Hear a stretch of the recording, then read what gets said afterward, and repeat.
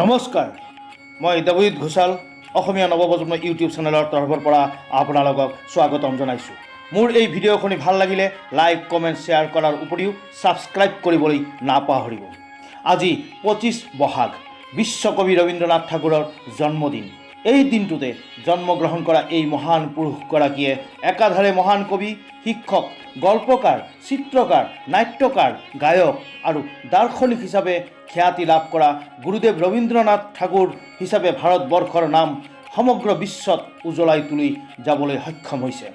আজিৰ এই শুভক্ষণত তেখেতৰ এটি অতি মনস্তাত্ত্বিক গীতৰ দুষাৰি মই অসমীয়া ভাষাত ৰূপান্তৰ কৰি গাবলৈ চেষ্টাহে মাথো কৰিছোঁ।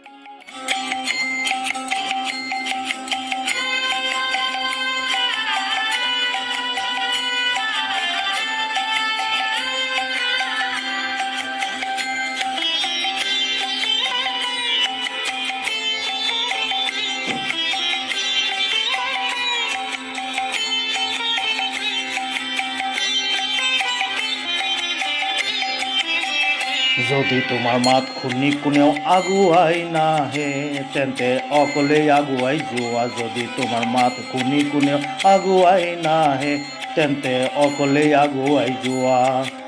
অকলেই আগুৱাই যোৱা, অকলেই আগুৱাই যোৱা। তুমি অকলেই যোৱা, অকলেই যোৱা, অকলেই যোৱা, অকলেই আগুৱাই যোৱা। যদি তোমাৰ মাত শুনি কোনেও আগুৱাই নাহে তেন্তে অকলেই আগুৱাই যোৱা। যদিও কবিয়ে এয়া জীৱনৰ সংঘাতপূৰ্ণ কাইটীয়া পথত মানুহক অকলেই আগুৱাই যোৱাৰ বাবে প্ৰেৰণা দিছে। কাৰণ জীৱনত সফলতা লাভ কৰিবলৈ হ'লে কোনেও বিনা স্বাৰ্থত কাৰো সংগী নহয়। গতিকে জীৱনত হয় মৰিম, নহ'লে কিবা এটা কৰি দেখুৱাই যাম, এই মনোভাৱেৰে অকলেই আগুৱাই যোৱাৰ পথত শপত ল'ব লাগে বুলি দৃঢ়তাৰে পৰামৰ্শ আগবঢ়াই গৈছে। আহক আমি আজিৰ এই শুভক্ষণত কবিগুৰুৰ শ্ৰদ্ধাঞ্জলি স্বৰূপে এই কথাষাৰক শিৰোধাৰ্য কৰি আগুৱাই যাওঁ হওক।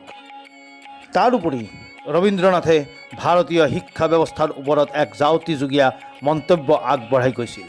তেখেতে কৈছিল, প্ৰকৃত শিক্ষা কেতিয়াও চাৰিবেৰৰ মাজত আবদ্ধ কোঠালিত হ'ব নালাগে। মুক্ত আকাশৰ তলত উন্মুক্ত পৰিৱেশৰ মাজত শিক্ষা প্ৰদান কৰিলেহে ছাত্ৰ ছাত্ৰীসকলে প্ৰকৃত শিক্ষাৰে সুশিক্ষিত হ'ব পাৰিব, যাৰ বাবে তেখেতে জীৱিত কালতে নিজৰ আকাংক্ষিত শান্তি নিকেতন স্থাপন কৰিছিল আৰু পৰৱৰ্তী কালত ভাৰত চৰকাৰে ইয়াক বিশ্বভাৰতী হিচাপে মৰ্যাদা প্ৰদান কৰে। ধন্যবাদ।